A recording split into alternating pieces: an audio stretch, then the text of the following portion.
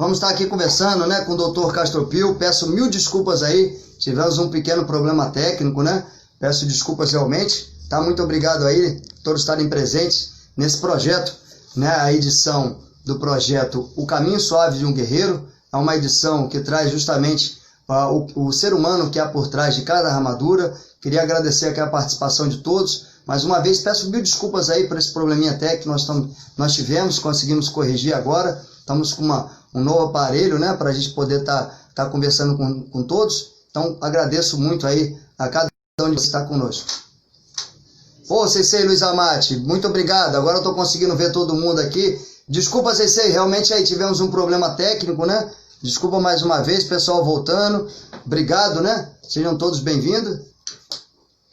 Obrigado para cada um de vocês, sejam bem-vindos. Obrigado. Ei, Luísa, tudo bom? Seja bem-vinda, Luísa, tudo bem? Obrigado, pessoal de Portugal aí chegando também. Desculpa, eu convidei aqui, mas realmente estava um problema técnico, né? A gente não estava conseguindo a conexão. E aí acontece, né, Ceci? Aconteceu sim, peço desculpa aí ao Dr. Castropil, mil desculpa, tá? O mestre Hatirogal aqui conosco também. E agora vai dar comentando o Dr. Wagner, já estou pedindo a ele, mil desculpas, né? Mas a gente está conseguindo. Ei, doutor, boa noite. Fala, Leonardo. Ouça, seja bem-vindo. Primeiramente, mil desculpas, né? Houve um pequeno problema aqui de conexão, a gente conseguiu corrigir, tá? Que bom, acontece, né? Muito obrigado. Eu queria agradecer ao senhor, né, primeiramente, por ter aceito, né, esse convite simples aí desse projeto, está tendo uma abrangência muito boa. Nós estamos aqui com o mestre Luiz Yamati, Hatirogawa está aqui conosco também, quer dizer, o pessoal vai entrando. Eu queria dar essa boa noite ao senhor e agradecer de coração realmente a presença do senhor. Obrigado, que bom que consertou aí o problema técnico e obrigado pelo convite, Leonardo, parabéns pela iniciativa, viu? Bacana, muito legal.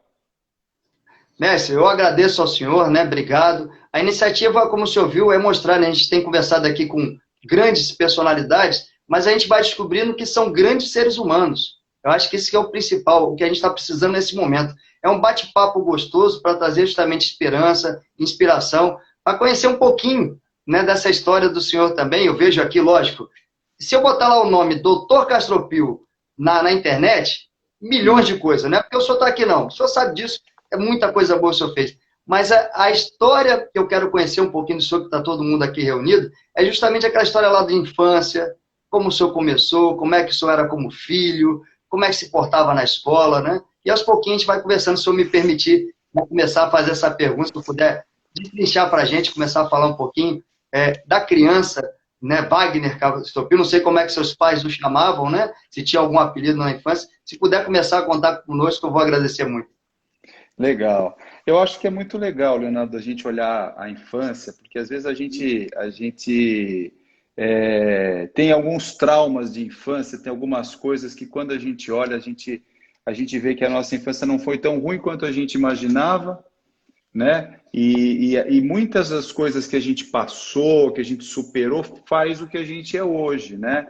Então, eu acho que desafio é uma coisa que se a gente não tem, né, fica aquela pessoa morna, né? Se a gente não enfrenta os desafios, aquela pessoa precisa de desafio para se desenvolver, sim, né? Então eu acho que... Fica estagnada, né, doutor? Ela fica estagnada, né? Fica parada no sertão. E às vezes a gente olha para trás e fala assim, nossa, mas quanta dificuldade, quanta coisa, quanta situação, né, que eu passei, mas isso faz você virar o que você é hoje, né? E o que você conquista. Então, assim, eu tenho muita gratidão por tudo que eu passei, por tudo que eu vivi na minha infância. Apesar de ter sido uma infância dura, meu pai era bastante duro, meu pai era militar, meu pai era bastante exigente, né? E talvez a escolha do judô tenha sido também um pouco por causa disso. Porque eu era um moleque da pá virada. Eu tinha uma energia, brincava o dia inteiro e tinha duas irmãs, né? Tenho duas irmãs, a gente imagina, brigava com as meninas. Então, um dia minha mãe, ela encontrou uma amiga na feira e a mãe, essa amiga dela falou, olha, a melhor coisa que eu fiz foi botar meu filho no judô, porque ele vai gastar energia lá no judô. E Perfeito. aí voltou para casa, eu lembro do meu pai, falou assim, não, judô, disciplina, é isso mesmo, vamos botar esse moleque para gastar energia no judô. E assim fui eu com 8 anos para o judô. Foi a melhor coisa, né? Porque eu morava apesar de morar em São Paulo, que é uma cidade enorme, eu morava numa Aham, área de São Paulo que era o Tatuapé, que é como se fosse uma perfeito. cidade do interior, né? E, e a gente vivia aquela vida de bairro, aquela vida de cidade do interior. Então, a escola era uma escola de bairro, depois a gente saía e começou a montar uma equipe, um grupinho lá no Tatuapé, na escola de judô da época, que era do Tambuchi, que era a escola do professor Tambuchi.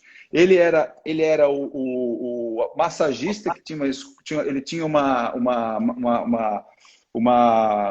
clínica de massagem do lado da escola. Perfeito. A esposa dele, ela dona de uma coisa que vende livro, vende caderno e tal. E ele dava aula de judô a partir das 4 horas da tarde, né? E a gente ia para a escola, saía, brincava, fazia lição e acabava no tatame às 4, 5 horas da tarde, né? Então, assim foi minha Perfeito. infância. Dos 8 até os 12, 13 anos, eu tava assim. Estudava de E manhã com a mesma eu sempre turminha. interrompo. O senhor não fica muito chateado, que eu vou interrompendo e cumprimentando também as pessoas, e a gente vai, lógico. É legal quando você entra no judô, né? Mas eu vou perturbar depois um pouquinho o senhor, que eu vou perguntar coisas do dia a dia. Lógico que é Claro. muito falar de judô na nossa vida. Inclusive, queria dar boa noite ao nosso campeão, né, olímpico, o Rogério Sampaio está aqui conosco. Tem uma história até legal com ele aí, umas coisas legais para contar. E o mestre Hatirogal também deu boa noite para a gente. Queria dar boa noite a todos, né? Semana que vem o mestre vai estar aqui conosco. Mas, doutor, o amigo do senhor era Ocine, o nome? Era mãe, Ocine? Como é que era o nome? Rossini. Ocine, não é isso? Era amigo Rossini, do senhor. Perfeito. Mas, por exemplo, até os 8 anos, nessa faixa etária aí, né, que tinha, como é que era essa coisa, como o senhor falou, né, inclusive tem a parte que o senhor fala, mente sano, corpo insano, né, que era uma frase do seu pai também, a gente foi pesquisando um pouquinho sobre isso, mas eles faziam esporte também, eles gostavam de esporte, como é que era isso? Porque o senhor falou, né, eles já vão direto, né, colocando o senhor por causa do judô, né, que era muito agitado, mas ele já fazia, como é que é o nome do pai, da mãe, se puder falar para a gente também? Então, o Leonardo, não. Eles faço o que eu falo, mas não faço o que eu faço, né? Meu pai nunca fez esporte, minha mãe menos ainda, Aham, mas sempre me cobraram que fizesse. Então, desde criança, tinha algumas prioridades. Você vai aprender a falar inglês, você vai fazer um esporte e você vai estudar, né? E esporte eu fazia vários, né? Eu gostava, sempre gostei de fazer. E me botou para jogar futebol, para jogar basquete, para nadar. Ele falava que eu precisava aprender a nadar, né? Faz parte da vida você aprender a nadar. Imagina você cair na piscina e não sabe nadar. Então, eu jogava futebol, basquete, nadava. Depois joguei handball uma época e o judô, né? e no Então, eu fiz. futebol o senhor Era goleiro, era goleiro. era. Tem uma história legal aí de um dedo quebrado, algo assim, não Pois tem? é, tem uma história Ó, legal de um dedo quebrado. Eu quebrei o dedo, acho que com 8 para 9 anos, no jogo de futebol, e aí eu tive que ficar afastado do judô, né? aham, 9 para 10 anos. Aí o Tambuchi, ele virou para mim e falou assim: ó, o negócio é o seguinte, ou é o futebol ou é o judô. Você escolhe. ó, Se você... E ele sabia que eu adorava judô, que eu tinha minha turma, então ele sabia que ele não ia entrar para perder, né? Mas ele botou um ponto perfeito. final na minha aptidão de esportiva. Ele falou, agora está na hora de especializar. Então ele me especializou com 10 para Isso 11 quantos anos, anos. doutor? 10 Quantos para anos? 11 anos. E aquela fase boa que a gente gosta de um futebol, né? Mas a minha turma era do judô. A Sim. minha turma era muito mais do judô do que do futebol, né? Eu tinha uma turminha do futebol e tal, mas me identificava muito mais com o pessoal do judô. Até porque o mestre Tambuchi, ele foi muito hábil. Ele, para convencer a molecada, para criar aquele clima, a gente ia Aham, chegando e ele deixava uma bola de meia, para a gente ir jogando bola de meia. Então a gente esperto. chegava no Inteligente. tatame e ele deixava a gente brincar, era uma coisa lúdica, todo mundo ia chegando, aí depois ele dava uma corda, fazia um cabo de guerra, pega-pega. E aí a coisa foi, a gente ia chegando, Bem ia útil chegando. naquela época, né? Muito, Uns 40 muito... anos atrás, mais ou menos? Oi? Uns 40, 40 e poucos anos atrás? Isso era mais até. Eu Mais, tinha né? 10 anos, então nós estamos falando de 44 anos atrás. É porque o senhor fala isso, é impressionante, né? Aquela época era um judô mais cascudo, um judô mais duro, né? Por exemplo, meu primeiro mestre é japonês também, então era bem severo, então a gente não tinha muito lúdico, né? Então é bonito ouvir isso, é difícil. Todas as histórias que a gente vai vendo, né, do pessoal, né, das outras, da nossa geração, né? É sempre assim, muito cascudo. E o senhor falar isso é bem diferente das lives que até agora tem escutado, né? Geralmente assim, professor rigoroso, japonês, que pegava a gente, botava outro nas costas, a gente fazia agachamento, né? Então, aí, se eu falar, é bacana essa história, Lúcio. Se puder falar um pouquinho Então, mais, vai ser a, super a interessante. minha, a minha formação no judô não foi assim. A minha formação no judô foi uma formação muito legal. Eu curtia, adorava ir para o tatame, porque a gente Claro. jogava bola, fazia pega-pega, brincava de corda, de cabo de guerra. E aí, isso depois aquecidos lá, 40 minutos, tal, aí começava o treino. O treino, sim, tinha disciplina, tinha toda a estrutura de um treino de judô. Mas ele ia chamando e todo mundo ia juntando, um chegava, não tinha horário, né? Então o horário do treino era 5 horas, o pessoal ia chegando 4h15, ia jogando, ia brincando, ia se aquecendo e 5 horas começava o treino. Você vê, até hoje eu lembro do treino daquela época. Nossa, fantástico. É Não, e o fantástico. pessoal até está colocando aqui agora, por exemplo, do mestre, né, do senhor aí, visionário, porque realmente é diferente. Né? De É. tudo que eu tenho escutado, a gente, né, eu estou mais de 40 anos também no judô também, são 40 e tantos anos, então sempre assim, bacana isso. Parabéns aí, o mestre do senhor aí. Obrigado. Aí o senhor pode continuar daí, para poder a gente vai conhecendo um Não, pouquinho e mais a aí história. o Bacana, né? Tambucci conseguiu formar, Leonardo, uma equipe lá no Tatuapé, né? Que a gente foi junto dos 9, 10 anos até os 15, 16 anos. Então a gente construiu uma equipe lá, competia regional, competia zonal, paulistano, paulista, beneméritos, né? Que era o campeonato mais importante por equipe. Então a gente foi 3 vezes campeão beneméritos. Aquela equipezinha lá do Tatuapé. Foi muito legal. Bacana. E eu fiz esse meu trajeto, até o momento em que eu resolvi que eu queria fazer medicina. Eu falei para meu pai, isso foi mais ou menos para os 12, para os 13 anos, eu falei, olha, estou pensando, tal, fazer medicina. Ele falou assim, bom, agora o negócio, a brincadeira mudou de figura, né? Nós vamos ter que estudar, porque eu tinha um colégio de bairro Sim. lá. Aí ele falou, ó, você vai ter que ir para um colégio, escolhe, me deu uma relação, tal, aí nós fomos visitar os colégios, escolhi um colégio Bandeirantes, que é um colégio aqui de São Paulo super difícil de acompanhar. Sim. Mas aí eu entrei, fui para o colégio, comecei primeiro ano, segundo ano. Primeiro ano eu lembro que eu tomei um nabo no primeiro bimestre, e falei, nossa senhora, comecei a estudar, e agora? Mas estudava e treinava, né? Comecei a diminuir um pouquinho meu ritmo de treino, foi até tirar minha faixa preta, que o meu objetivo foi tirar a faixa preta, que eu tirei. E Quantos o anos? último, eu tirei com 15 anos. Tirei com Faixa 15 preta anos. com 15 anos. 15 anos. Com menos de 16, eu tinha acabado de completar 15 anos, eu tirei faixa preta. E aí eu parei de treinar por um ano e pouquinho para prestar vestibular. Então, no último ano, que eu estava com 16 anos, eu comecei só a estudar, porque o meu objetivo era passar na USP, né? E por isso eu parei de treinar durante um ano e pouco. Então, foi por aí eu consegui passar na USP com 16 anos. Foi uma conquista. Nossa. Só que eu estava parado, né? E aí eu falei, bom, agora eu vou retomar os treinos. Como é que eu vou fazer, né? Que eu queria voltar a treinar. Uma coisa muito legal, até fiz uma live recentemente com o pessoal da Atlética, da Faculdade de Medicina. E é interessante, o ambiente da Atlética da faculdade, né? Quando você chega na Faculdade de Medicina, tem competições esportivas de universidade, a medicina ela tem a Intermed, tem Interusp, tem muita competição esportiva universitária. Aquele ambiente foi um ambiente que me estimulou a voltar a treinar. né? Então Tinha uma história, eu não sei, isso acho que é da USP também, tinha uma secretária também, depois eu sei que você vai poder falar o nome dela também. A dona Egla. Está acompanhando, né? É porque quando chegar nessa parte eu queria ouvir um pouquinho sobre ela, o que você lembra dela também, porque eu gosto de falar muito isso, né? É legal toda essa história, é um exemplo, por exemplo, as pessoas que ficam botando desculpas aí, eu vi até a live também com o Flávio, né? Deixou bem claro, às vezes põe desculpa em tudo que faz, tá aí um exemplo, né?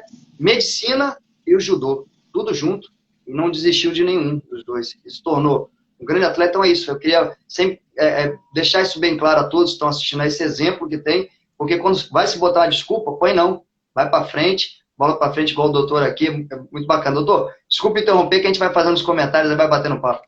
Não, eu acho fundamental, eu acho importantíssimo, Leonardo. Eu acho que sabe onde está o principal bloqueio, né, que as pessoas se colocam, está na cabeça, né? Eu acho que a gente se limita, acho que são fatores limitantes e que tem muito trabalho recente, interessante que você pode fazer, né, para você tirar esses bloqueios. E na medida que você tira esses bloqueios, você começa a superar os seus desafios, você começa a crescer, e aí uma coisa puxa a outra, você vai num ciclo vicioso, positivo de melhora, né? Em qualquer área que você escolher fazer, né? No judô é um exemplo, mas isso se extrapola para a vida, né?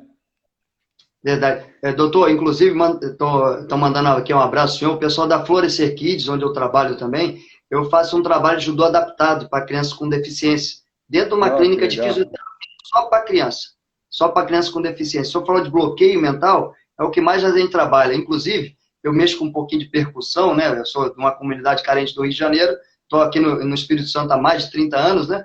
Então, tem essa coisa do samba, né? Não tem jeito, adoro samba e tal. Então, alguns alunos, pacientes, eu nem trato como paciente, trato como aluno, adoram música. E ali eu desbloqueio. Então, essa parte, né? Eu não quero entrar, não vou nem comentar que o senhor sobre medicina, não é isso, né? Atenção. Mas como o senhor fala de desbloqueio, na mesma hora, imagino, por isso que veio o abraço, vem na hora certa.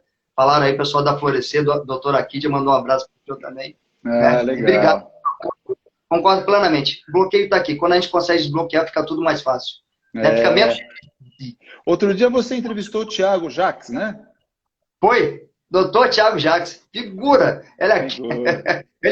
Ele mandou um abraço, ele talvez não possa entrar, ele mandou já, né, uma mensagem também, pediu para mandar um abração se ele não puder. Falou, viajamos juntos. O senhor tem história com ele? O senhor lembra de alguma? O Thiago, eu lembro de uma viagem, a primeira vez que eu fui para o Espírito Santo, nós fomos como Campeonato Mundial Júnior. A gente é uma equipe nossa, o Thiago era parte dessa equipe, para o Campeonato Mundial Júnior de 86. E a aclimatação, o treinamento, né, foi feito aí em Vitória.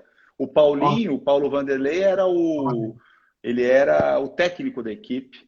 E a gente treinava no Secage. E a história era o seguinte: a gente treinava de manhã, treinava à noite, a gente subia aquele morro lá da televisão, né? Da antena de televisão. Como é que chama esse morro de Vitória? É o Penedo.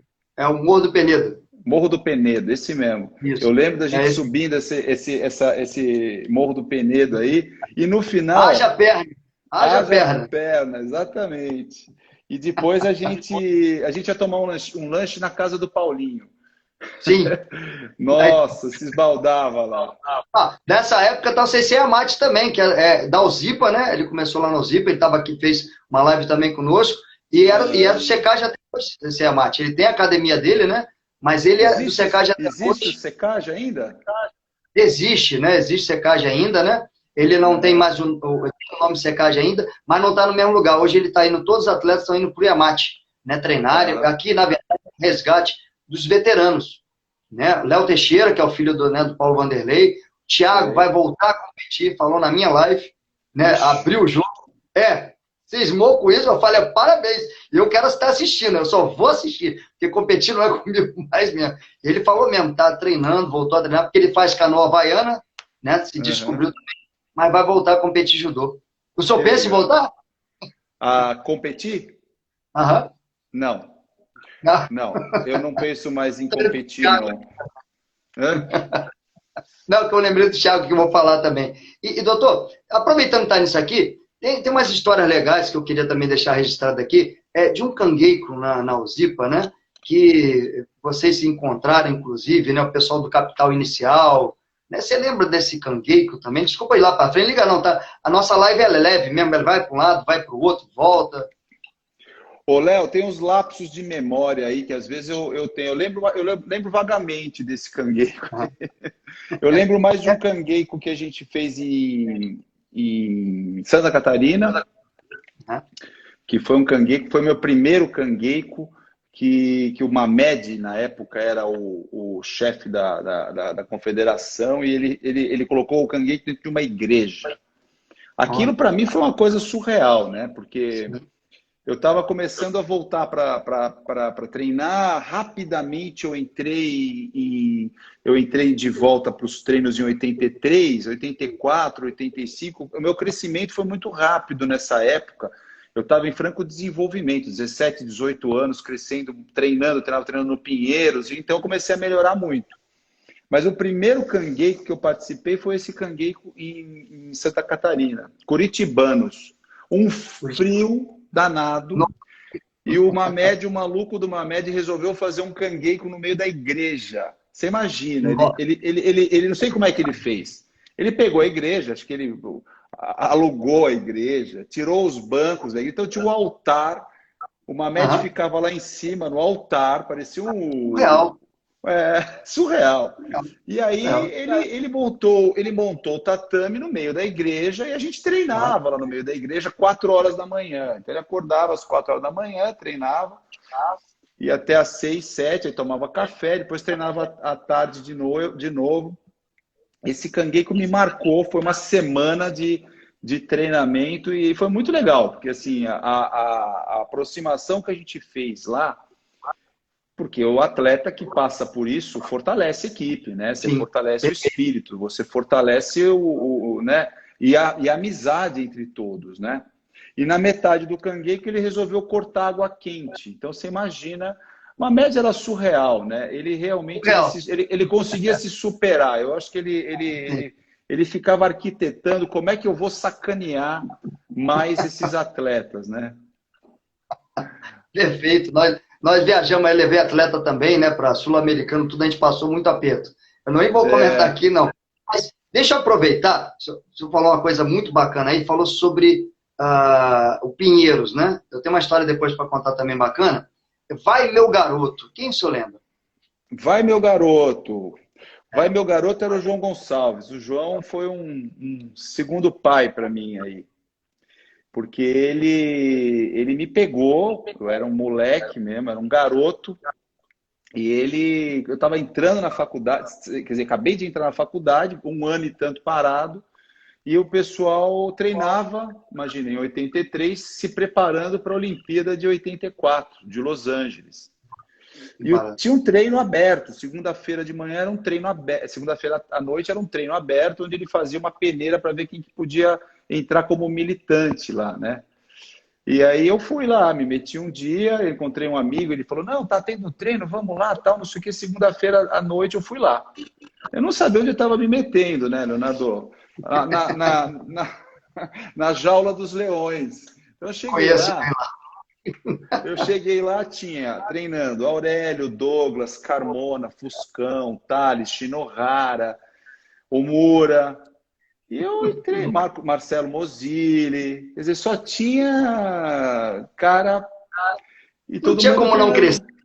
Não tinha como não crescer. Só que o primeiro treino, eu falei, nossa, apanhei que nem criança. E eu estava indo embora, o João me chama e fala assim, meu garoto, vem aqui. Eu lembro até hoje ele falando assim, e aí, gostou do treino? Eu falei, mais ou menos, né? Não gostei muito, não. Não, se você quiser, pode vir treinar aí e tal, pode vir e tal. E aí ele me aceitou como militante do Pinheiros, eu entrei, aí ele começou a perguntar, o que você faz? Eu falei, faço medicina, passei na faculdade. Pô, ele me deu ele foi um dos caras que me, sabe, eu percebi, e assim, em nenhum momento, Leonardo, em nenhum momento houve um questionamento do ponto de vista assim, você não vai conseguir chegar porque você faz medicina. Você não Perfeito. vai conseguir chegar porque você não se dedica, tal. Então, assim, a minha vida passou a ser. Eu ainda morava no Tatuapé, eu ia para a faculdade, Aham. começava às 8 horas da manhã, minha faculdade até meio-dia, 4 horas de manhã. Aí eu tinha 2 horas de intervalo. Nessas 2 horas eu fazia parte física ou eu treinava na Atlética.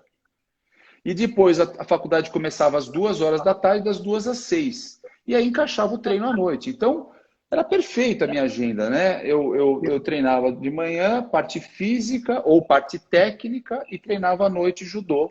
E assim eu fui. O treino do Pinheiros me fez atleta. O treino do Pinheiros, eu era faixa preta, mas me fez atleta. E aí eu cresci muito, 83, 84, 85, 86, foi onde eu consegui começar a chegar em seleção brasileira, disputar brasileiro, sul-americano, pan-americano. Que E fantástico, esse né? vai garoto era típico do João.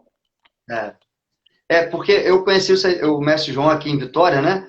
E eu conheci de uma forma também inusitada, que eu não deixei ele entrar, eu barrei o mestre João de entrar na área de competição. Você pensa naquele homem bravo, né? Mas de um coração enorme, mas bravo. Eu barrei, ele me olhava assim. Você sabe quem eu sou? Eu digo, sei, não sou, não sei não, mas não vai me dar licença aqui. E aí o que aconteceu? Ele me fez um convite, aí passei treinamento. Só que aí veio o desconto lá no Pinheiros. Eu fiquei, né, 2, 3 semanas lá treinando. Fiquei numa república com uma molecada boa pra caramba. Só que aí eu treinei com Vanichi, aí Daniel, aí Mauá. Aí me quebraram todo, porque eu nunca fui atleta de alto rendimento. Nunca nem. E aí foi nesse treinamento também, quer dizer, a gente passou a conhecer. E ele, num carinho conosco, naquele jeitão dele, né, como grande atleta olímpico, tem nem que falar, sensei, sempre abraçando todo mundo. Ô, doutor, parabéns. É bom relembrar um pouquinho aí. É 10. Doutor, deixa eu só dar uma boa noite também bacana. A Danusa está aqui conosco também, né? Agradecer o CC a mais que está lembrando aqui para a gente. Muito tempo que a gente não via a Fala, Danusa. Tá aqui. Danusa. E aí nós temos também o pessoal de Portugal aqui, está o Pietro, o Jorge, mandando abraços para o senhor. Quer dizer, o pessoal todo aqui assistindo. Doutor, Legal, vamos boa lá. noite. Deixa eu falar agora um pouquinho, né, de seleção brasileira. Como é que foi essa entrada do senhor em seleção brasileira? Olha, Leonardo, a entrada foi no Campeonato Sul-Americano. Eu competi internacionalmente 10 anos. Meu primeiro campeonato sul-americano foi em 85 e meu último campeonato foi em 95. Foi 10 anos e por uma felicidade eu ganhei o primeiro e ganhei o último. Então foi muito legal. Assim, eu lembro do primeiro muito bem e lembro do último muito bem, né? O primeiro foi no Rio de Janeiro, sul-americano, na Gama Filho, pegando fogo. E eu fiz a final com o argentino, com a Aguirre, que era forte pra caramba, peso meio pesado, e ele costumava entrar Taiotoshi. Ele entrou no Taiotoshi, eu peguei, saí, joguei ele de pom. E foi emocionante, porque a torcida... Eu tenho até vídeo desse campeonato, consegui recentemente resgatar um vídeo desse campeonato, digitalizar a imagem e tal, foi muito legal. E aí, o que aconteceu? Eu tive umas lesões no meu ombro, então eu tive uns percalços em 85, 86, meu ombro saía do lugar, eu cresci muito rápido e exigi muito rápido do meu corpo, sabe? Eu acho que hoje isso foi um aprendizado para mim na pele, foi um aprendizado na prática, que hoje eu olho e falo assim, olha, eu coloco às vezes alguns atletas, eu vejo um crescimento muito rápido, uma especialização muito rápido, eu falo assim, ó, pausa. Acho que você precisa parar, preparar o teu organismo para que você, né, entre num rendimento, entre numa alta performance, né? Mas aconteceu, eu acabei machucando, tendo que operar meu ombro esquerdo, depois o direito. E aí, depois que eu entrei, eu fui 86, 87, 88 e fui até 95 competindo em alto rendimento, 10 anos aí. Maravilha. Doutor, desculpa perguntar, sempre pergunto. E bastidores, como é que é esse pessoal? Desculpa falar uma expressão, essa galera, né? Esse povo todo nos bastidores, os amigos. Como é que são esses encontros? O que acontece lá nos bastidores? O pessoal fica aqui me perguntando, começam a instigar e eu vou indo embora, né? Como é que esse bastidor, assim, por trás de tudo desse campeonato? Lógico, na hora da competição está concentrado, a gente sabe disso, precisa, é focado. E quando acaba? né? Como é que é aí, o que o pessoal faz? O senhor pode contar um pouquinho para a gente como é que funciona isso tudo? Tem coisas que pode, tem coisas que não pode, né, Leonardo? Ok. Então, o que pode, por favor, doutor? Eu acho, não, eu acho que assim, são fases, né? Se a gente pudesse voltar atrás, a gente via coisas que a gente talvez fizesse diferente no sentido era uma outra realidade de judô. Era uma realidade onde você tinha menos profissionalismo, também tinha menos apoio e também tinha menos cobrança, né? Então, nós estamos falando de judô de 85, 86, 87, 88, onde a gente tinha uma estrutura de confederação que não era muito profissional, a gente não tinha Sim. patrocínio, a gente não tinha Santa Cruzes, apoio. né? Santa Chama Santa Cruz. Cruz, exatamente. Então, quer dizer, você de um lado, você não tinha um apoio, você não tinha muita cobrança, porque você que tinha que correr atrás do seu, quer dizer, você tinha que ter o teu preparador físico, a tua nutricionista, o teu médico, o teu treino, você escolhia. Então, como era uma época onde você não tinha muito apoio, você não tinha tanta cobrança e era uma coisa que a gente olha para trás e fala assim, puxa, como a gente foi guerreiro de conseguir esses resultados, Perfeito. né? Então, na mesma linha, a gente tinha um grupo, e esse grupo se divertia. Lógico, quando você acaba a competição, quando você desliga a luz, quando você fala, nossa, né? Você tem cobrança de peso, você tem cobrança, você tem estresse, você tem cobrança de treinamento. Então, lógico, a gente tinha um grupo muito legal, um grupo que era o Aurélio, eu, Pessoa, Flecha, o Tranquilini, Rogério, né, que está por aí. Então, a gente Tá aqui tinha... conosco. Tá conosco. É muito legal, foi muito bacana. Mas, assim, um grupo bacana e saudável, entendeu? Um grupo Perfeito. bacana e saudável, porque, assim, sem droga, com responsabilidade, com coisas legais. Eu acho que Na verdade, a gente sempre fala assim, era uma época de muito respeito, né? Era uma época onde os valores, não que nossos atletas não têm, nossos atletas têm. O judô, Sim, graças a Deus, sim. nos proporciona isso, a disciplina. Mas os valores eram diferentes, né, doutor? Então era uma outra realidade também. Mas tem algum E caso tinha, assim que o e senhor tinha, e possa tinha falar? um, e tinha um problema que eu acho, né, Leonardo, que era o seguinte, a gente não tinha muita direção, né? Você vê, eu te falei de 10 anos de competição, mas desses 10 anos de competição, eu tive muitos percalços que foram decorrentes de questões políticas, ou seja, você não tinha apoio. Então você fala assim, pô, se eu pudesse efetivamente ter competido os 10 anos com a cabeça focada em competição, sem ficar brigando com confederação, putz, a nossa geração seria outra, né? Nossa geração teria muito mais resultado, enfim. Não adianta olhar para É, trás. Foi a fase, a gente teve que quebrar pedras para a gente poder chegar onde o judô está hoje, né? o pessoal fala, o senhor falou é perfeito, só complementou o que vem falando o pessoal aí de alto rendimento naquela época, porque, por exemplo, conseguir um resultado com esses grandes atletas, grandes potências, é totalmente diferente. Hoje não, hoje tem formação para tudo quanto é lado. Grandes É, profissionais, equipe com 16, 20, 30 pessoas. Então, antes era técnico, né? Às vezes o técnico era o massagista, e quando conseguir um médico, então a gente sabe, a gente são heróis. Não, na verdade, os senhores, né? Vocês que começaram para que hoje essa geração possa continuar, uma geração que tem tudo na mão, né, e está aproveitando, lógico, da melhor forma possível, mas com certeza aquela geração é mais do que premiada. e eu E, acho, eu acho que. Fala, Leonardo, desculpa, te não, cortei. não, à vontade, à vontade.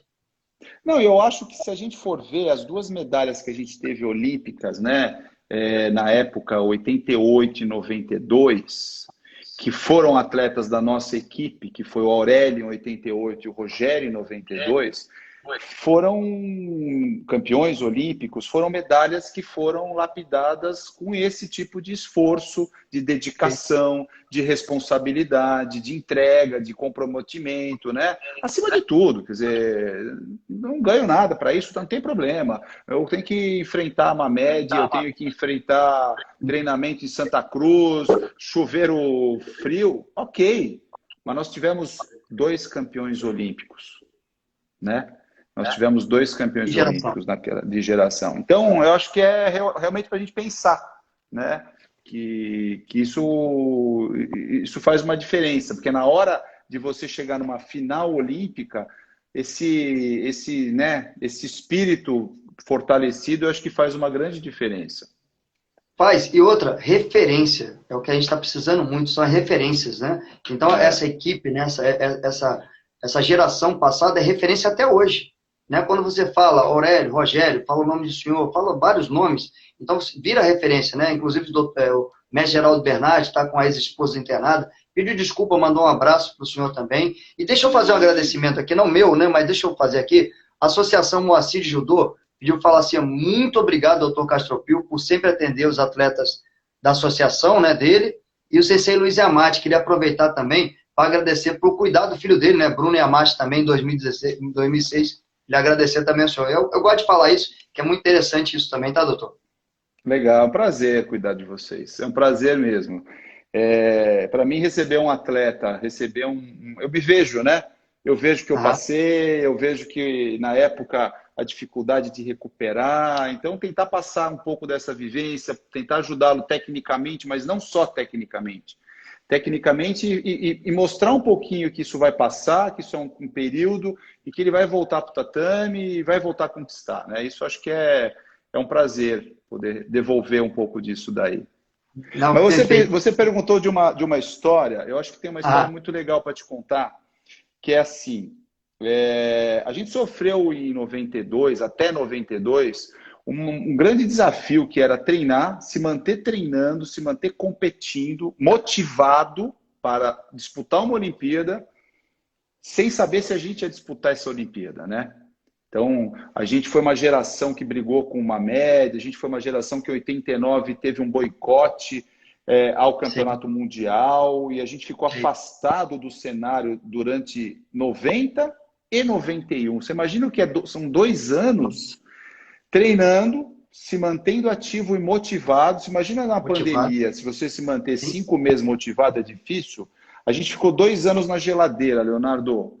Foram Nossa. 2 anos afastados do cenário, competindo pelo universitário, indo para o Japão por conta própria, fazendo um treinamento e Guerreiros, se né? manter. E aí foi quando a gente teve uma conciliação através do Bernard. Bernard era secretário de esportes, ele fez uma força-tarefa, ele tinha uma carta na manga, que era o campeonato, o patrocínio do Banco do Brasil. Ele acenou para uma média assim e falou assim: olha, eu tenho um cheque aqui de US$ 150 mil para você, ou você aceita recompor com essa equipe, ou esse dinheiro vai para outro esporte. Que A média loucura. não era bobo nem nada, né? Ele falou, não, tá bom. Então, ele aceitou fazer uma composição. E aí a gente voltou para o cenário, e a gente voltou, e assim, a nossa equipe praticamente reassumiu a vaga da seleção, né? Era o Rogério, Sim. o Ezequiel, eu, Aurélio, Zé Paraguaçu? Mário, Paraguaçu. É o Paraguaçu esse? Isso, o próprio, o Paraguaçu, o Ezequiel, o Aqui do estado. Zac, eu Aqui do estado. sei. Grande Zac.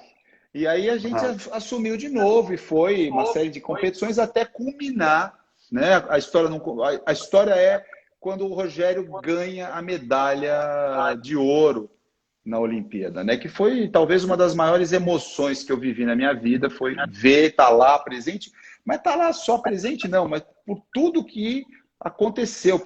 Imagina você olha o filme e você fala assim, nossa, cara, é realmente o universo conspirando para que aquele momento ele te premie, né? Premie a equipe por tudo que passou, né? Então, naquele momento você começa a acreditar que tem algo diferente, né? Você fala, não, não é possível, não é só treino, não é só dedicação, tem uma série de coisas que o universo no final ele te fala, bom, você tá aqui, né? Aí acabou o campeonato, ninguém Aham. conhecia o Rogério, né? E o mundo inteiro Sim. queria entrevistar o Rogério, né? E o Rogério não falava uma palavra de inglês, e a gente não tinha médico na delegação, e a gente Aham. acabou que o Rogério falou assim: não, você vai ser meu médico, vem cá, eu já era médico, você vai ser meu médico, nós vamos para o antidoping. E Aham. na época, o antidoping podia tomar cerveja, né?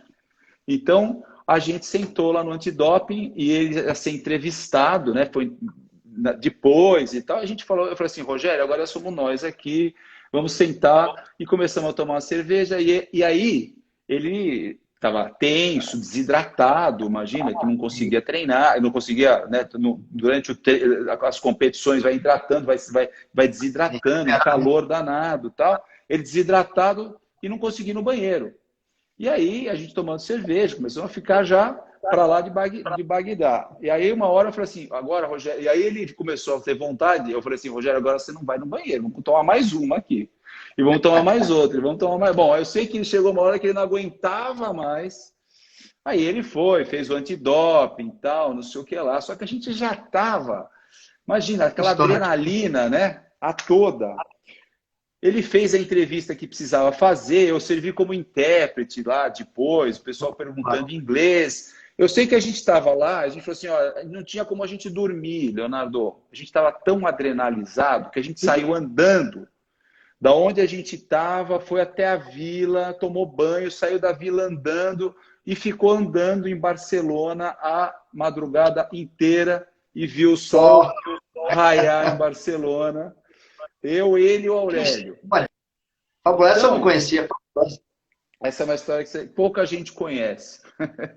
Mas foi uma noite inesquecível, porque você imagina a gente lembrando de todos os passos, tudo que aconteceu, né? Que a gente foi quase competir pela Bolívia. Imagina que a gente, num momento de briga com uma média, a gente bateu na porta da Bolívia para competir e o Rogério poderia ter sido campeão olímpico pela Bolívia, né? Imagina que absurdo, né? Nosso Pois país, é. né? Não é fácil, não. Doutor, gratidão, né, por dividir isso conosco aqui. A gente fica feliz, não tem nem o que falar, né? Priscila, obrigado. Marcos aqui também conosco aqui. Um beijo, Priscila. Ô, Priscila.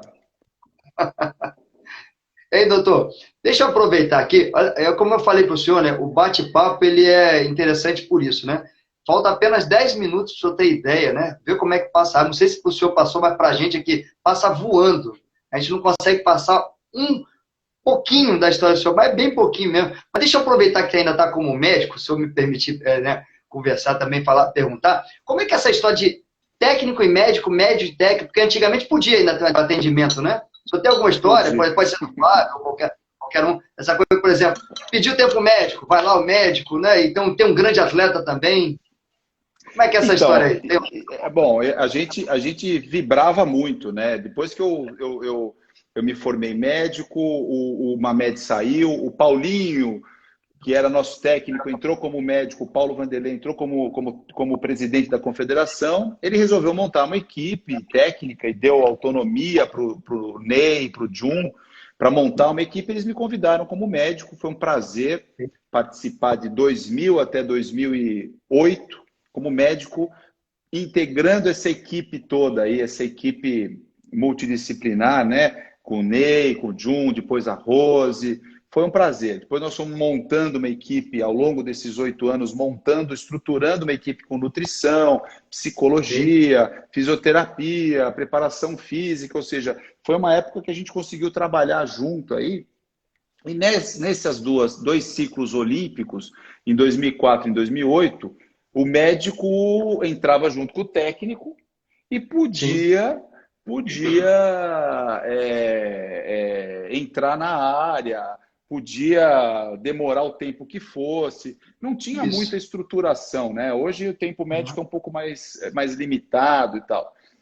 E a gente participava ativamente, né? Eu participava com o John, a gente discutia a parte técnica. Então, como ele era mais leve, ele era ligeiro, ele cuidava mais dos ligeiros, eu cuidava mais do meio pesado, do médio e do pesado.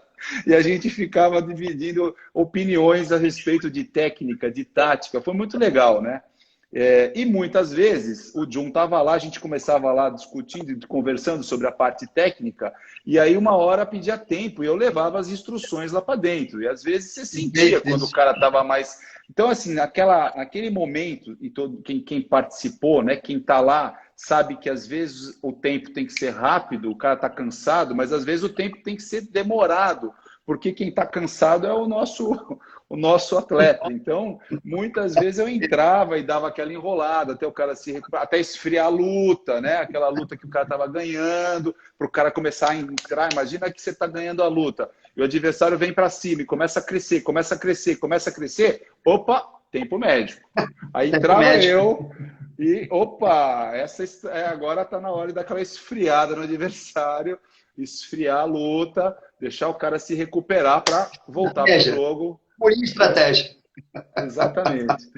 Então foi Fantástico. durante esses 2 ciclos, eu vibrei muito com o Leandro, o Thiago, com o Flávio Canto, Daniel Hernandes, que você entrevistou, Priscila, né? Eu acabei rindo e chorando muito com esse pessoal, porque quando o cara tem uma lesão, ou quando se machuca, ou quando, né, emocionante, né?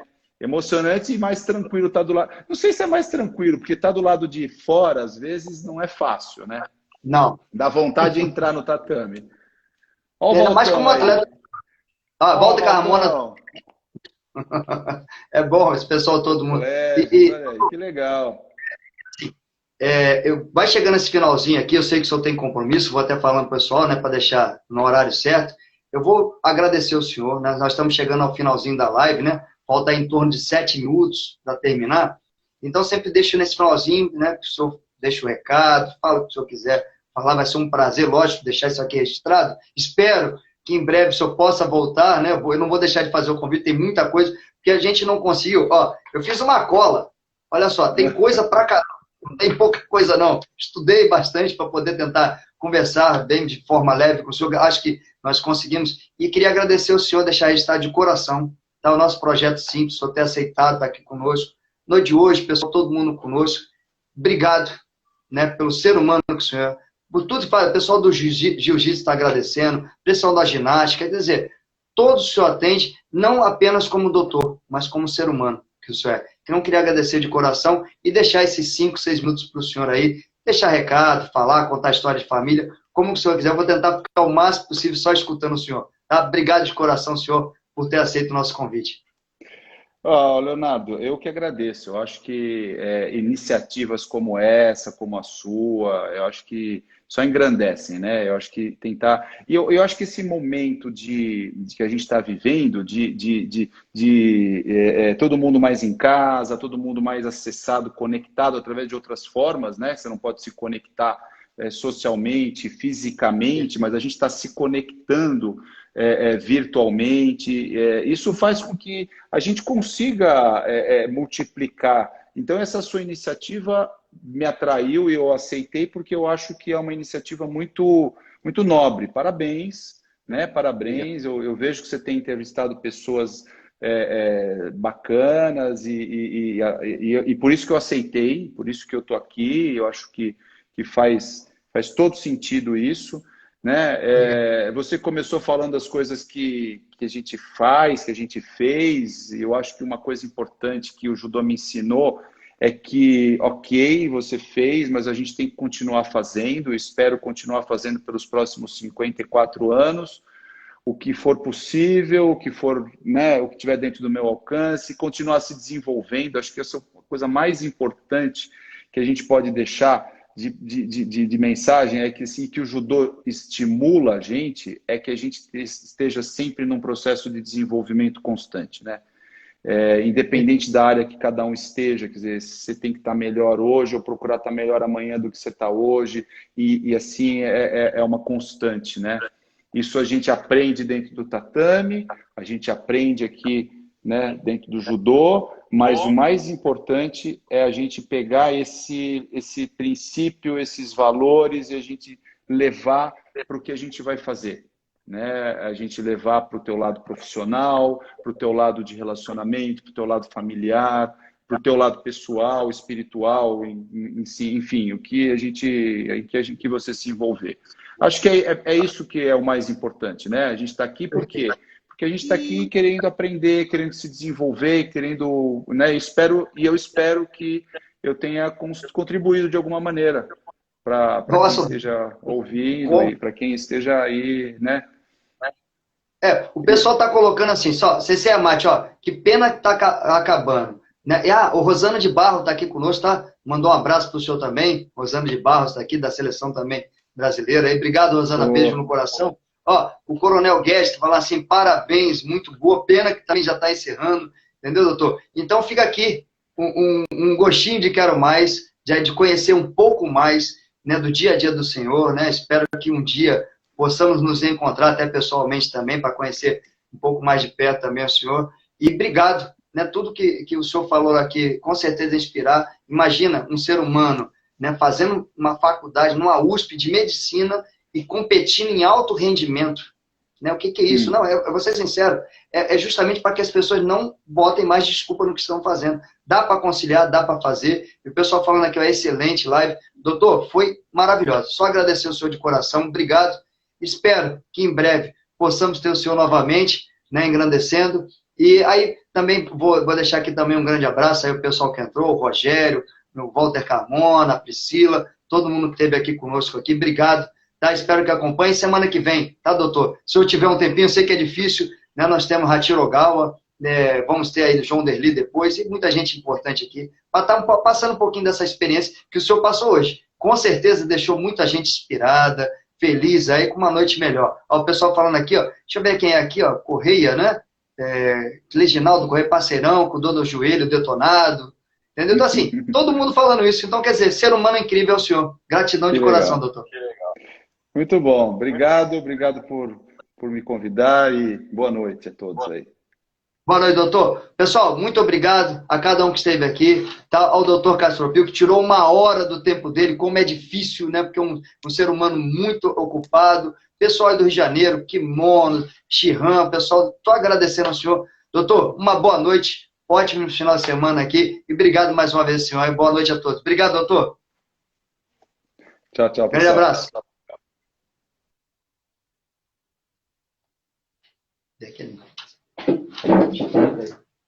Rapidinho assim também é bom.